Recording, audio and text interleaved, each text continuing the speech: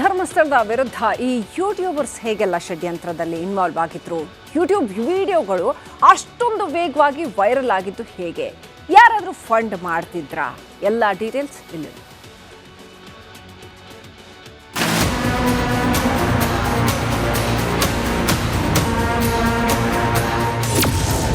ಮುನ್ನೂರು 400 troll page, 50ರಿಂದ 60 creators. ಧರ್ಮಸ್ಥಳದ ವಿರುದ್ಧ ನಡೆದಿತ್ತು ವ್ಯವಸ್ಥಿತ ಷಡ್ಯಂತ್ರ. ಇದೇ ಅಭಿ ಹೇಳಿದ್ದಾನೆ 300ರಿಂದ 400 ಟ್ರೋಲ್ ಪೇಜ್ ಕೆಲಸ ಮಾಡಿದೆ. ಇದರಿಂದ ಕನ್ನಡದಲ್ಲಿ ಸಿನಿಮಾ ಸ್ಟಾರ್ಗಳ ಟ್ರೇಲರ್ ಸಾಂಗ್ಗಳು ಬಿಟ್ಟರೆ ಬೇರೆ ಯಾವ ವಿಡಿಯೋಗಳು ಮಿಲಿಯನ್ ಗಟ್ಟಲೆ ವ್ಯೂಸ್ ಪಡೆಯಲ್ಲ. ಅಲ್ಲೋ ಇಲ್ಲೋ ಒಂದಷ್ಟು ವಿಡಿಯೋಗಳು ಮಿಲಿಯನ್ ರುಚಿ ನೋಡುತ್ತವೆ. ಆದರೆ ಮೊಹಮ್ಮದ್ ಸಮೀರ್ನ ವಿಡಿಯೋ ಸುಮ್ಮನೆ ವೈರಲ್ ಆಗಿಲ್ಲ. ಇದರ ಹಿಂದೆ 300ರಿಂದ 400 ಟ್ರೋಲ್ ಪೇಜ್, 50ರಿಂದ 60 ಕಂಟೆಂಟ್ ಕ್ರಿಯೇಟರ್ಸ್ ಕೆಲಸ ಮಾಡಿದ್ದಾರೆ ಅಂತ ಯೂಟ್ಯೂಬರ್ ಅಭಿಷೇಕ್ ಹೇಳಿದ್ದಂತೆ ಈ ಬಾಂಬ್ ಸಿಡಿಸಿದ್ದು ಬೇರೆ ಯಾರೂ ಅಲ್ಲ, ಆತನ ಸ್ನೇಹಿತ ಸುಮನ್.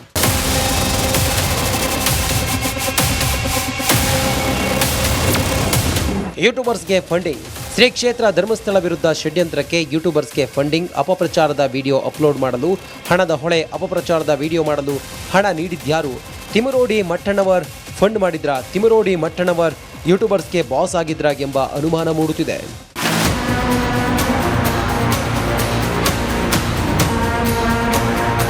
ಈ ವಿಚಾರದ ಬಗ್ಗೆ ಯಾಕಂತಂದರೆ ನನಗೂ ಸ್ವಲ್ಪ ಕ್ಲಾರಿಟಿ ಬೇಕಾಗಿರುತ್ತೆ, ನಮಗೂ ಸ್ವಲ್ಪ ಹುಮ್ಮಸ್ಸು, ಏನು ಹಿಂಗೆ ವೈರಲ್ ಆಗೋಯ್ತಲ್ಲ ಅಂದ್ಬಿಟ್ಟು ನಾನು ಕೇಳ್ತೀನಿ ಅಭಿನ, ಏನು ಬ್ರೋ ಹಿಂಗೆ ವೈರಲ್ ಆಗೋಯ್ತಲ್ಲ ಸಮೀರ್ನ ವೀಡಿಯೋ ಫ್ರೆಶ್ ವೀಡಿಯೋ ಬಿಟ್ಟಿದ್ದಾವಾಗ ಫ್ರೆಶ್ ವೀಡಿಯೋ ಬಿಟ್ಟು ಒಂದು ತಿಂಗಳ ನಂತರನೇ ಏನು ಹಿಂಗೆ ವೈರಲ್ ಆಗೋಯ್ತಲ್ಲ ಅಂತ ನಾನು ಕೇಳ್ತೀನಿ.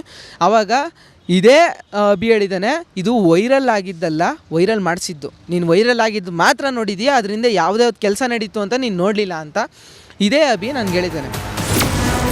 300ರಿಂದ 400 ಟ್ರೋಲ್ ಪೇಜ್, 50ರಿಂದ 60 ಕ್ರಿಯೇಟರ್ಸ್. ಯಾವ ರೀತಿ ಕೆಲಸ ನಡೀತು ಅಂತ ನಮಗೊಂದು ಕುತೂಹಲ ಕೇಳೋಕ್ಕೆ. ನಾನು ಕೇಳ್ತೀನಿ, ಅವಾಗ ಇದೇ ಅಭಿ ಹೇಳಿದ್ದಾನೆ 300ರಿಂದ 400 ಟ್ರೋಲ್ ಪೇಜ್ ಕೆಲಸ ಮಾಡಿದೆ. ಇದರಿಂದ 50ರಿಂದ 60 ಕಂಟೆಂಟ್ ಕ್ರಿಯೇಟರ್ಸ್ ಕೆಲಸ ಮಾಡಿದ್ದಾರೆ ಅಂತ ಹೇಳ್ದೆ. ಎಲ್ಲರ ಬಾಸ್ ತಿಮರೋಡಿ ಮಟ್ಟಣ್ಣವರ್. ಯಾರು ಸುಮ್ಮನೆ ಮಾಡಲ್ಲ. ಇದಕ್ಕೆಲ್ಲ ಫಂಡಿಂಗ್ ಎಲ್ಲ ಬರುತ್ತೆ ಅಂತಂದರೆ ಅವನೇ ಹೇಳಿದ್ದಾನೆ, ನಮ್ಮ ಬಾಸ್ ಗಿರೀಶ್ ಮಟ್ಟಣ್ಣನವರು ಮತ್ತು ಮಹೇಶ್ ತಿಮ್ರೋಡಿಯವರು ಇವರೇ ಫಂಡ್ ಮಾಡೋದು ಅಂತ ಹೇಳಿದ್ದಾನೆ. ಆಮೇಲೆ ನನಗೂ ಆಫರ್ ಮಾಡ್ತಾನೆ, ಬಾ ನೀನು ವೀಡಿಯೋ ಮಾಡು, ನಿನಗೂ ಏನು ಮತ್ತು ಟ್ರಾನ್ಸ್ಪೋರ್ಟ್ ಆಗಿರ್ಬೋದು, ಮತ್ತು ಉಳ್ಕೊಳ್ಳೋಕೆ ವ್ಯವಸ್ಥೆ ಆಗಿರ್ಬೋದು, ನಿನಗೆ ಫೈನಾನ್ಷಿಯಲಿ ಏನಿದೆ ಅದನ್ನು ನಾವು ನೋಡ್ಕೋತೀವಿ, ನೀನು ಬಂದು ವೀಡಿಯೋ ಮಾಡು. ನಾನು ಧರ್ಮಸ್ಥಳದಲ್ಲಿ ಇನ್ವೆಸ್ಟಿಗೇಷನ್ ಮಾಡ್ತಾಯಿದ್ದೀನಿ. ಇನ್ವೆಸ್ಟಿಗೇಷನ್ನು ನಾನು ಏನು ಕೊಡ್ತೀನಿ ಅದನ್ನು ನೀನು ವೀಡಿಯೋ ಅಪ್ಲೋಡ್ ಮಾಡಬೇಕು ಅಂತ ಅವನೇ ಹೇಳಿದ್ದಾನೆ.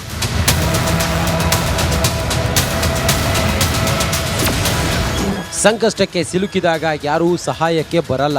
ಸರ್ ನಂದು ಅವಾಗ ಕಾಲೇಜ್ ಟೈಮು, ನಂದು ಎಕ್ಸಾಮ್ ಟೈಮ್ ಬೇರೆ, ಮತ್ತು ಈ ವಿಚಾರದ ಬಗ್ಗೆ ನನಗೇನು ಗೊತ್ತಿರಲಿಲ್ಲ. ನನಗನ್ಸಿದ್ದು ಈ ವಿಚಾರದಲ್ಲಿ ಇಷ್ಟೆಲ್ಲ ನಡೀತಾ ಇದೆ ಅಂದರೆ ದೊಡ್ಡವ್ರು ಇನ್ವಾಲ್ವ್ ಆಗಿದ್ದಾರೆ.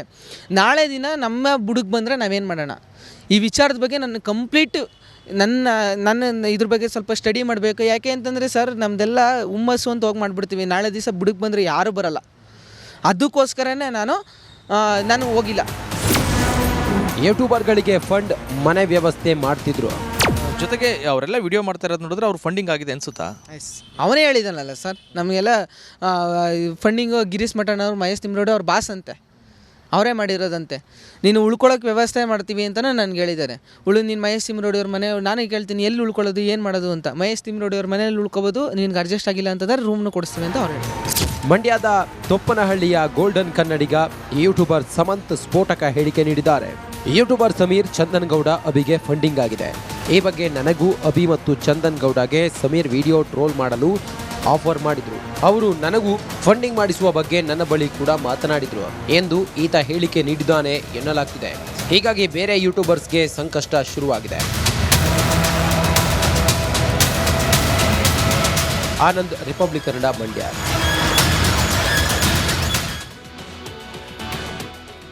ಧರ್ಮಸ್ಥಳದ ವಿರುದ್ಧ ಈ ಯೂಟ್ಯೂಬರ್ಸ್ ಹೇಗೆಲ್ಲ ಷಡ್ಯಂತ್ರದಲ್ಲಿ ಇನ್ವಾಲ್ವ್ ಆಗಿದ್ರು, ಯೂಟ್ಯೂಬ್ ವಿಡಿಯೋಗಳು ಅಷ್ಟೊಂದು ವೇಗವಾಗಿ ವೈರಲ್ ಆಗಿದ್ದು ಹೇಗೆ, ಯಾರಾದರೂ ಫಂಡ್ ಮಾಡ್ತಿದ್ರಾ, ಎಲ್ಲ ಡೀಟೇಲ್ಸ್ ಇಲ್ಲಿ.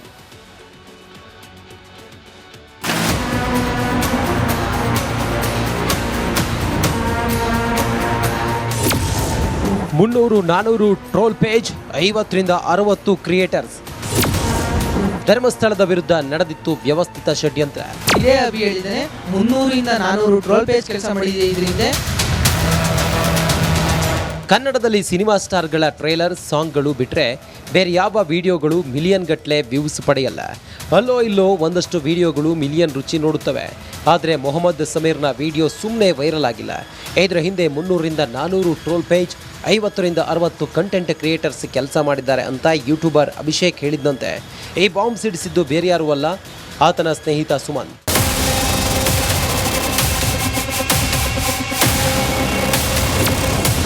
ಯೂಟ್ಯೂಬರ್ಸ್ಗೆ ಫಂಡಿಂಗ್. ಶ್ರೀ ಕ್ಷೇತ್ರ ಧರ್ಮಸ್ಥಳ ವಿರುದ್ಧ ಷಡ್ಯಂತ್ರಕ್ಕೆ ಯೂಟ್ಯೂಬರ್ಸ್ಗೆ ಫಂಡಿಂಗ್. ಅಪಪ್ರಚಾರದ ವಿಡಿಯೋ ಅಪ್ಲೋಡ್ ಮಾಡಲು ಹಣದ ಹೊಳೆ. ಅಪಪ್ರಚಾರದ ವಿಡಿಯೋ ಮಾಡಲು ಹಣ ನೀಡಿದ್ಯಾರು? ತಿಮರೋಡಿ ಮಟ್ಟಣ್ಣವರ್ ಫಂಡ್ ಮಾಡಿದ್ರಾ? ತಿಮರೋಡಿ ಮಟ್ಟಣ್ಣವರ್ ಯೂಟ್ಯೂಬರ್ಸ್ಗೆ ಬಾಸ್ ಆಗಿದ್ರಾ ಎಂಬ ಅನುಮಾನ ಮೂಡುತ್ತಿದೆ.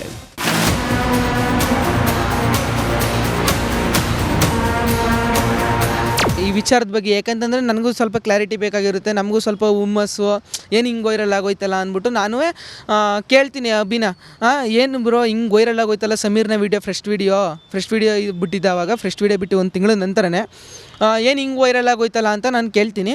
ಆವಾಗ ಇದೇ ಅಭಿ ಹೇಳಿದ್ದಾನೆ, ಇದು ವೈರಲ್ ಆಗಿದ್ದಲ್ಲ, ವೈರಲ್ ಮಾಡಿಸಿದ್ದು. ನೀನು ವೈರಲ್ ಆಗಿದ್ದು ಮಾತ್ರ ನೋಡಿದೀಯಾ, ಅದರಿಂದ ಯಾವುದೇ ಕೆಲಸ ನಡೀತು ಅಂತ ನೀನು ನೋಡಲಿಲ್ಲ ಅಂತ ಇದೇ ಅಭಿ ನನಗೆ ಹೇಳಿದ್ದಾನೆ. 300ರಿಂದ 400 ಟ್ರೋಲ್ ಪೇಜ್, 50ರಿಂದ 60 ಕ್ರಿಯೇಟರ್ಸ್.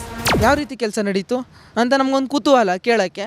ನಾನು ಕೇಳ್ತೀನಿ, ಅವಾಗ ಇದೇ ಅಭಿ ಹೇಳಿದ್ದಾನೆ 300ರಿಂದ 400 ಟ್ರೋಲ್ ಪೇಜ್ ಕೆಲಸ ಮಾಡಿದೆ, ಇದರಿಂದ 50ರಿಂದ 60 ಕಂಟೆಂಟ್ ಕ್ರಿಯೇಟರ್ಸ್ ಕೆಲಸ ಮಾಡಿದ್ದಾರೆ ಅಂತ ಹೇಳ್ದೆ. ಎಲ್ಲರ ಬಾಸ್ ತಿಮರೋಡಿ ಮಟ್ಟಣ್ಣವರ್. ಯಾರೂ ಸುಮ್ಮನೆ ಮಾಡಲ್ಲ. ಇದಕ್ಕೆಲ್ಲ ಫಂಡಿಂಗ್ ಎಲ್ಲ ಬರುತ್ತೆ ಅಂತಂದರೆ ಅವನೇ ಹೇಳಿದ್ದಾನೆ, ನಮ್ಮ ಬಾಸ್ ಗಿರೀಶ್ ಮಠಣ್ಣನವರು ಮತ್ತು ಮಹೇಶ್ ತಿಮ್ರೋಡಿಯವರು ಇವರೇ ಫಂಡ್ ಮಾಡೋದು ಅಂತ ಹೇಳಿದ್ದಾನೆ. ಆಮೇಲೆ ನನಗೂ ಆಫರ್ ಮಾಡ್ತಾನೆ, ಬಾ ನೀನು ವೀಡಿಯೋ ಮಾಡು, ನಿನಗೂ ಏನು ಮತ್ತು ಟ್ರಾನ್ಸ್ಪೋರ್ಟ್ ಆಗಿರ್ಬೋದು, ಮತ್ತು ಉಳ್ಕೊಳ್ಳೋಕೆ ವ್ಯವಸ್ಥೆ ಆಗಿರ್ಬೋದು, ನಿನಗೆ ಫೈನಾನ್ಷಿಯಲಿ ಏನಿದೆ ಅದನ್ನು ನಾವು ನೋಡ್ಕೋತೀವಿ, ನೀನು ಬಂದು ವೀಡಿಯೋ ಮಾಡು. ನಾನು ಧರ್ಮಸ್ಥಳದಲ್ಲಿ ಇನ್ವೆಸ್ಟಿಗೇಷನ್ ಮಾಡ್ತಾಯಿದ್ದೀನಿ. ಇನ್ವೆಸ್ಟಿಗೇಷನ್ನು ನಾನು ಏನು ಕೊಡ್ತೀನಿ ಅದನ್ನು ನೀನು ವೀಡಿಯೋ ಅಪ್ಲೋಡ್ ಮಾಡಬೇಕು ಅಂತ ಅವನೇ ಹೇಳಿದ್ದಾನೆ.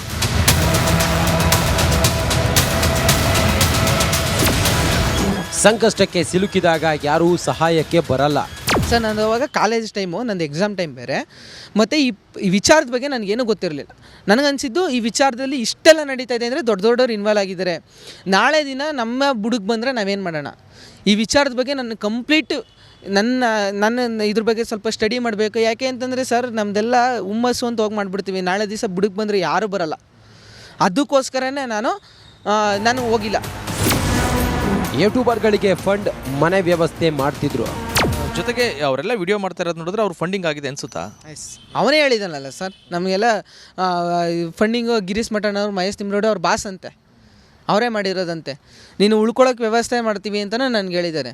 ನೀನು ಮಹೇಶ್ ತಿಮ್ರೋಡಿ ಅವ್ರ ಮನೆ, ನಾನು ಕೇಳ್ತೀನಿ ಎಲ್ಲಿ ಉಳ್ಕೊಳ್ಳೋದು, ಏನು ಮಾಡೋದು ಅಂತ. ಮಹೇಶ್ ತಿಮ್ರೋಡಿ ಅವ್ರ ಮನೇಲಿ ಉಳ್ಕೋಬೋದು, ನಿನ್ಗೆ ಅಡ್ಜಸ್ಟ್ ಆಗಿಲ್ಲ ಅಂತಂದರೆ ರೂಮ್ನು ಕೊಡಿಸ್ತೀವಿ ಅಂತ ಅವ್ರು ಹೇಳಿದ್ರು. ಮಂಡ್ಯದ ತೊಪ್ಪನಹಳ್ಳಿಯ ಗೋಲ್ಡನ್ ಕನ್ನಡಿಗ ಯೂಟ್ಯೂಬರ್ ಸಮಂತ್ ಸ್ಫೋಟಕ ಹೇಳಿಕೆ ನೀಡಿದ್ದಾರೆ.